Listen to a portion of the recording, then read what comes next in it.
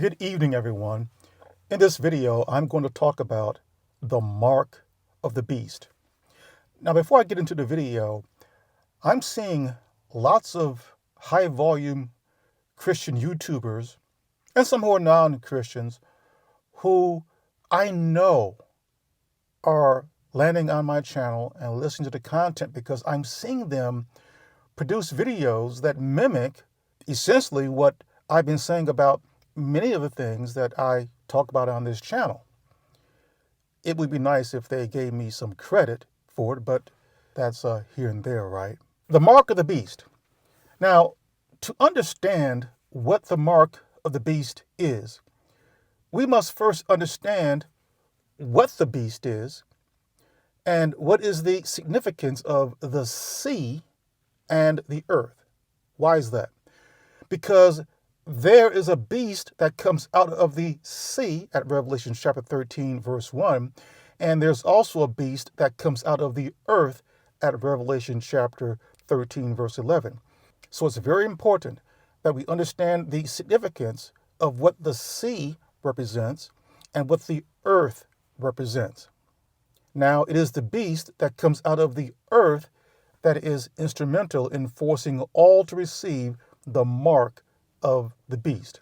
So we have pieces of a puzzle here that we have to fit in place to identify who the beast is, and then we can answer the question as to what the mark of the beast is also.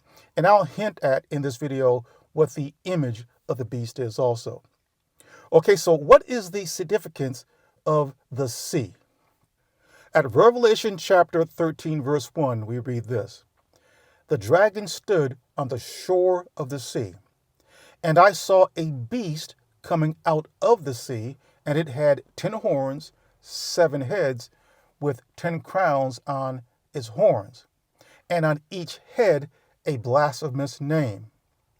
Now, we read the reference of seashore in another place in the book of Revelation. Where? At Revelation chapter 20, verses 7 and 8. There we learn that after Christ's future 1,000-year kingdom ends, Satan's released from his prison. And it is at that time that he brings up with him out of the abyss and establishes on the earth in those future days the beast.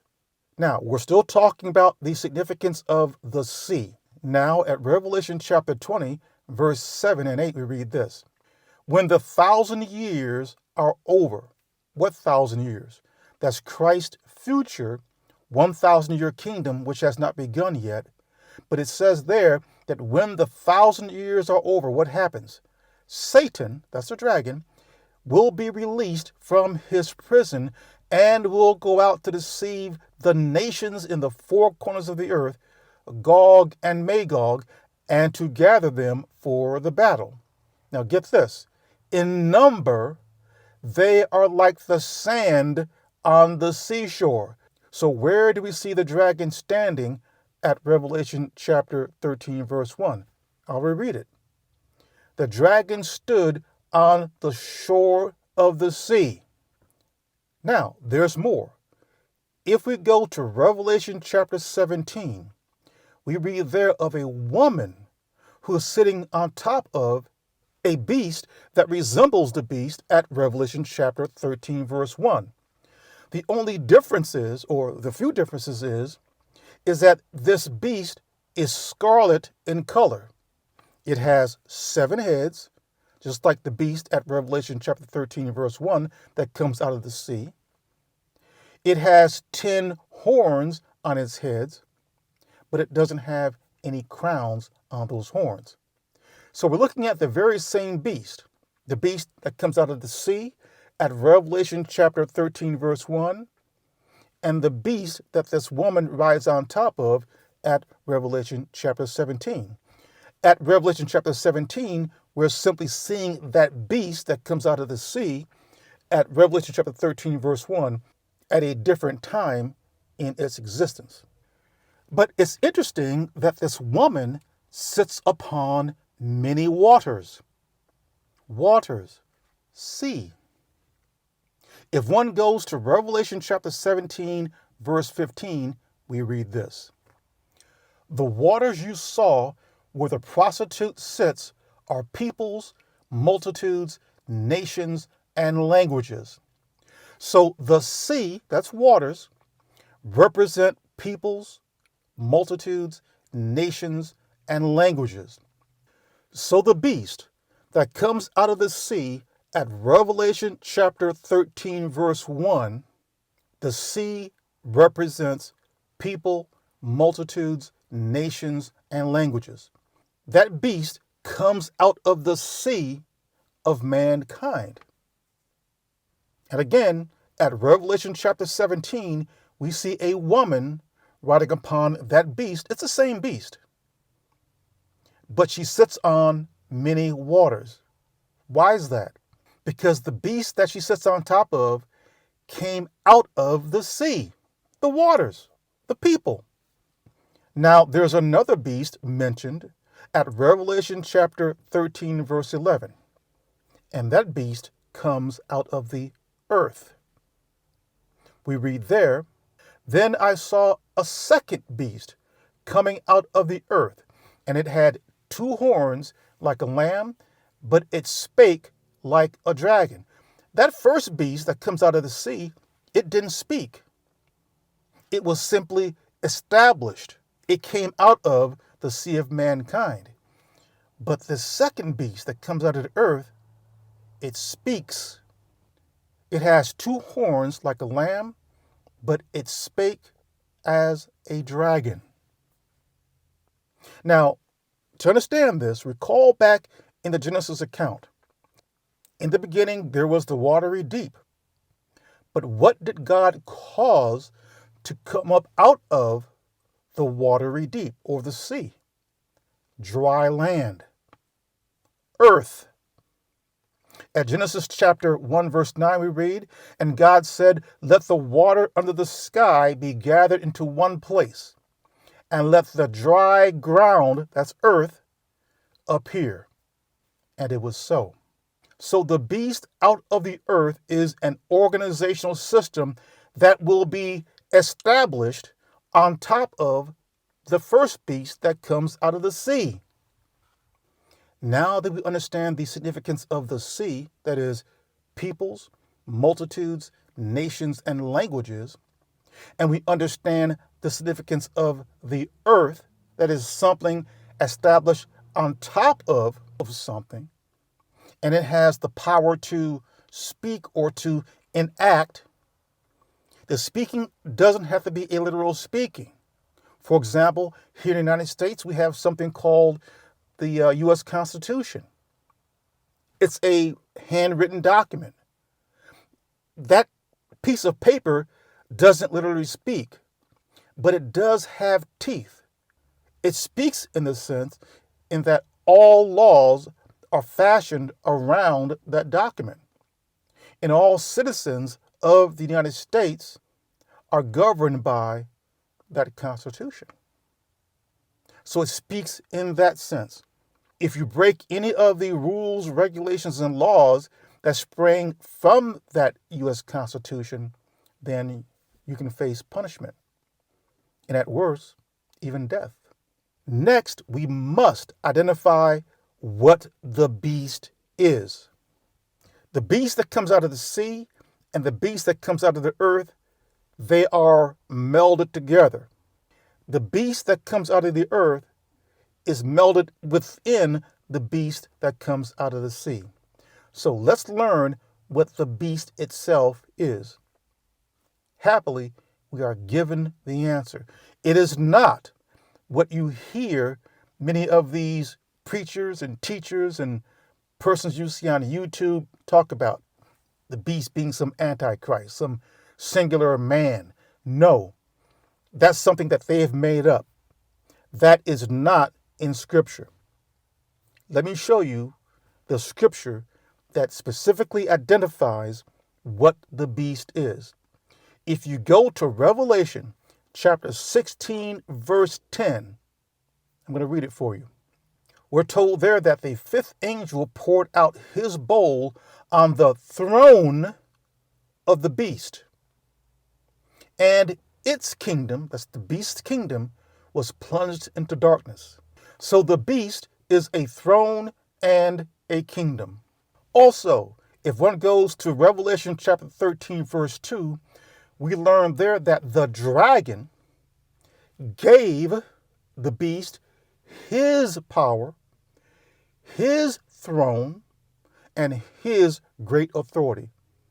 Now, didn't we just read at Revelation chapter 16, verse 10, that the beast is a throne and a kingdom? And here at Revelation chapter 13, verse 2, we learn that the dragon gives the beast his power, his throne, and great authority. So now we know what the beast is. The beast will be, hasn't arrived yet, will be a throne and a kingdom that will be established on the earth in future days after the 1,000 years are over. That is, Christ's future 1,000-year kingdom ends. Then Satan's released from his prison. He comes up, he stands on the seashore, and he establishes.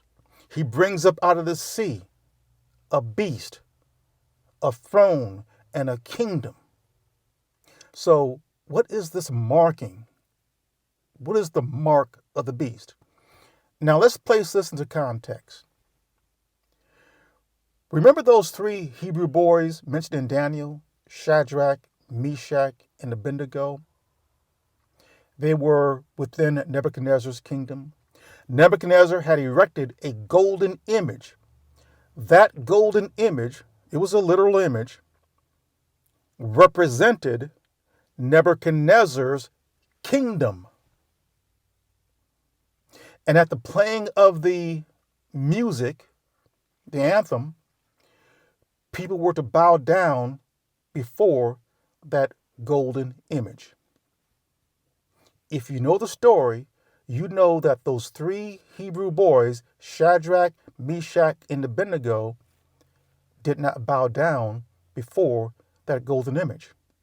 Now, the reason why I bring this up is because many people believe that the mark of the beast will be some computer chip. Let me tell you this. In future days, it will be a completely different time period. All this technology with computers and AI and all that will not exist in future days. We will not need it. We'll be perfect. So there will be no computer chips, nothing like that. But I mentioned Shadrach, Meshach, and Abednego to say this. What marked all of those individuals who bowed down before Nebuchadnezzar's golden image? What marked them? Was it some visible mark that was placed upon them? No. The mark was an act, something they performed. And what was that? It was the act of bowing down. When they bowed down, when they fell to their knees and bowed down before that golden image, that marked them. There was a mark on them. So when Shadrach, Meshach, and Abednego did not bend their knees to bow down, they did not receive that mark. They were not marked. So in future days, what will be created at the edging on of the beast that comes out of the earth is the creation of the image of the beast. The image of the beast simply represents the throne and kingdom of the beast. And what will that be? We're given hints there. We see the number 666. The image of the beast will be some type of constitution that will consist of rules, regulations, and laws that all persons who are citizens of the throne and kingdom of the beast must sign off on. That is, support or worship, or another word is give allegiance to. If one does not give their support, worship, and allegiance to the beast through that constitution or the image of the beast, they will not be able to buy or sell. So the act of giving allegiance and support and worship to the beast through its image, this constitution, this covenant, so to speak, the act of supporting it, worshiping it, giving allegiance to it, marks those individuals. That seems logical to me. It will become glaringly clear, just as it was back in the days of Shadrach, Meshach, and Abednego, who did not bow down before Nebuchadnezzar's golden image. There will be a clear-cut delineation between those who worship the beast through its image and those who do not. Those who do not will not be able to buy or sell. They'll be sought after, hunted down, put into jail, persecuted, imprisoned, and many put to death. So the beast will be a throne and a kingdom that will be established on the entire earth after Christ's future 1,000-year kingdom ends. The image of the beast will be some type of constitution, a covenant that consists of 666 laws, rules, and regulations that all who are citizens of that throne and kingdom of the beast must sign off on, must support. You will not know who to trust in those future days. Enlisted within the throne and kingdom of the beast will be countless numbers of people, Gog and Magog, whose numbers cannot be counted. They will be deceived into the service and worship of the beast and its image. The mark will be some act, whether one speaks something, they say something, they take some pledge of allegiance or whatever, that will identify or mark them as supporters and worshipers of the beast through its image. Can you imagine living in those future days and you're one of the few who are like Shadrach, Meshach, and Abednego, who will not worship or support the beast through its image? And you've got persons around you who you think are your brothers and sisters, friends, or whoever, and they do, but they're testing you out. They may ask you a question about something and waiting to see how you're going to respond. Isn't this a wonderful kingdom that we live in? And suppose you say nothing, or you say something that hints at you not supporting it. You see, at Revelation chapter 13, verse 4, the people in those future days will believe that the beast will be invincible because they will cry out, "Who is like the beast? Who can wage war or do battle with it?" They are going to literally believe that this throne and kingdom that Satan establishes on the earth when he's released from his prison will be invincible. It will be something glorious.